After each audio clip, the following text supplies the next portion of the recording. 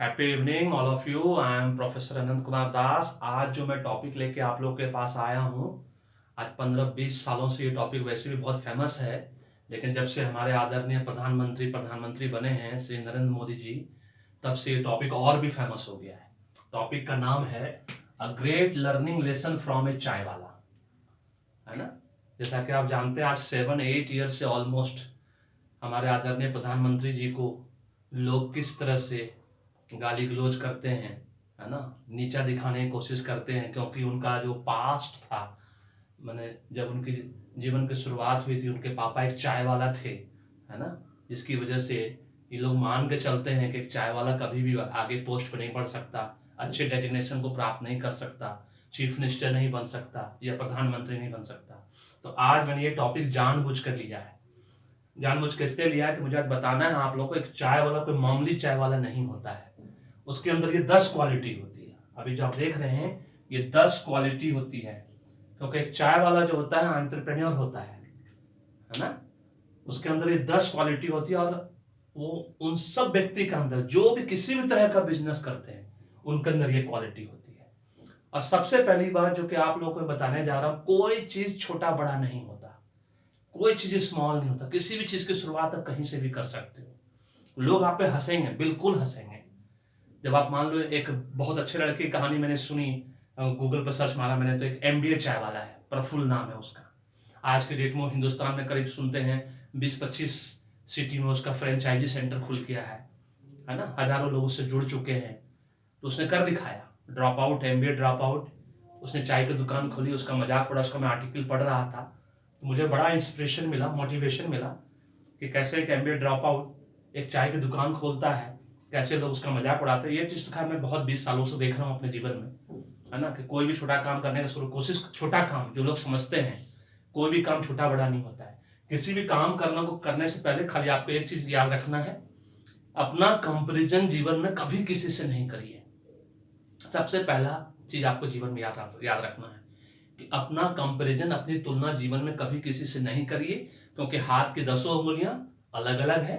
उसी तरह से एक ही माता पिता से पैदा हुए, बॉर्न हुए, 5 भाई बहन या 4 भाई बहन, 6 भाई बहन, जो भी है, सबका भाग्य, इंटेलिजेंस, ब्रिलियंस सबका अलग अलग होता है। तो फिर फैमिली, फ्रेंड, रिलेटिव्स, नेबर्स, जो पड़ोसी है, उनसे हम कैसे कंपेरिजन करेंगे, कैसे तुलना करते हैं? एकदम गलत तुलना है।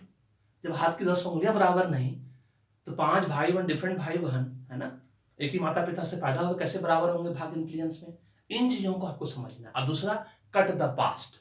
पास्ट में कुछ गलत हुआ है, उसको एकदम भूल जाना है। गलतियां हुई है, गलतियों से सीखना है और आगे बढ़ना है। आज मैं ये 10 क्वालिटी बताता हूं, एक चाय वाला कितना जबरदस्त क्वालिटी लेके पैदा हुआ है, और हमारे आदरणीय प्रधानमंत्री जी ने तो वो बहुत पुरानी कहावत को सही साबित कर दिया, जिसमें कहा जाता है कि चाय वाला पैदा लेना या गरीब पैदा होना गुनाह नहीं है, लेकिन जिंदगी भर गरीब बने रहना वो गुनाह है।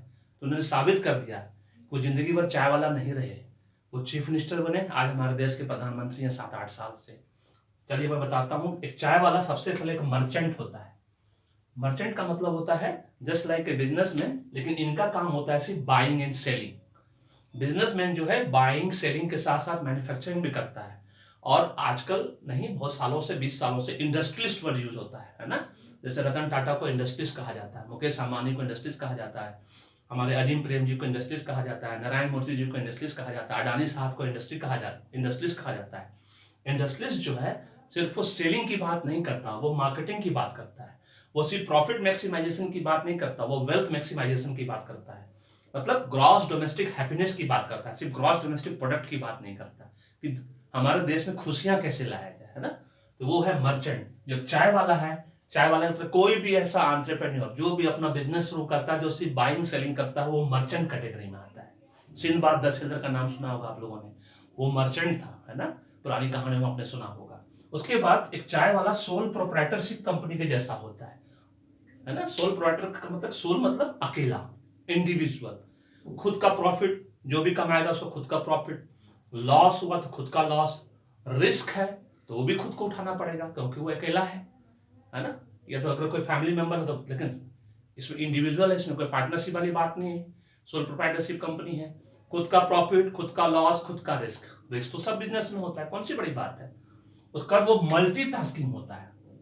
एक चाय वाला को आपने देखा होगा, छोटे से चाय स्टॉल पे भी वो बिस्किट भी रखता है ना, 4 डिफरेंट टाइप का बिस्किट रखता है। आजकल तो नया नया वो केक रखने लगा है, मोबाइल रिचार्ज रखने लगा है ना, बहुत सब तरीके का गुटखा रखने लगा है, छोटा छोटा चिप्स का पैकेट रखने लगा है। तो एक चाय वाला मल्टीटास्किंग है। चाय बनाते बनाते इधर पानी उबल रहा है, चाय पत्ती डाल दिया, चला गया, गुटखा तोड़ के ला के दिया लोगों को, फिर उधर से बिस्किट निकाल के दिया लोगों को, है ना, फिर जाकर वो पानी भर के लाया लोगों के लिए, फिर वो कप धोया उसने, फिर अपना सामान बर्तन धोया उसने। तो अकेला आदमी मल्टीटास्किंग है, बहुत सब काम कर रहा है वो, और उसके साथ साथ वो मल्टी टैलेंटेड भी है। मल्टी टैलेंटेड का मतलब होता है एट द सेम टाइम वो मैनेजर भी है, लीडर भी है, बॉस भी है। अब आपको लगेगा कि अरे बाप रे भाई, इतना बड़ा क्वालिटी कैसे है उसके अंदर।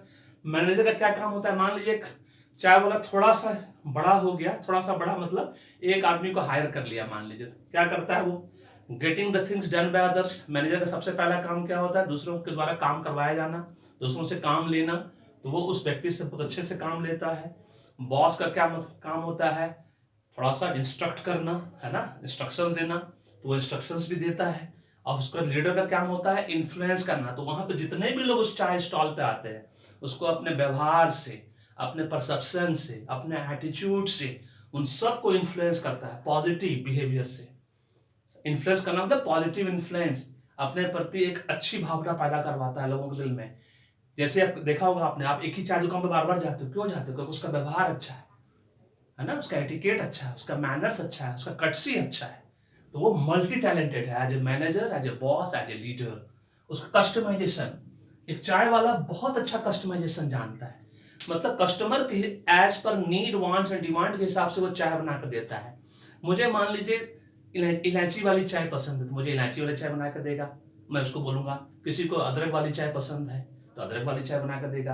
किसी को कड़क चाय पसंद है, किसी को दूध वाली चाय पसंद है, किसी को लेमन टी पसंद है ना, किसी को लेमन टी में सिर्फ सिंपल चाय डाल के हल्की सी लेमन टी को उबालना, उसमें नींबू डाल के इसको चाहिए थोड़ा सा हल्का, किसी को कड़ा नींबू चाहिए उसमें लेमन डाल के। तो ये जो कस्टमाइजेशन है, जो कस्टमर का नीड वांट डिमांड के हिसाब से वो काम करता है, उससे क्या होता है, हम जब भी वहां जाते हैं उसको मालूम है कि मुझे क्या चाहिए, वो अपने आप ऑटोमेटिक बना के ले आता है, सिर्फ आवाज देना, अरे छोटू चाय ला कर दे, बस वो ला कर दे देता है ना। कस्टमर सेटिस्फेक्शन, कस्टमाइजेशन का मतलब होता है जब कस्टमर का as per need wants demand के हिसाब से वो काम करता है तो वो ऑटोमेटिक कस्टमर सेटिस्फेक्शन में कन्वर्ट हो जाता है, हमें वो सेटिस्फाई करता है, क्योंकि वो हमारे नीड वांट डिमांड करता है। हम हर चीज के लिए जब भी हमें चाय पीने की जरूरत होगी हम उसी के पास जाएंगे, क्योंकि उसको मालूम है, उसको बोलने की जरूरत नहीं है रोज रोज कि तुम किस तरह से क्या काम करना है। Customization leads to customer satisfaction, very simple.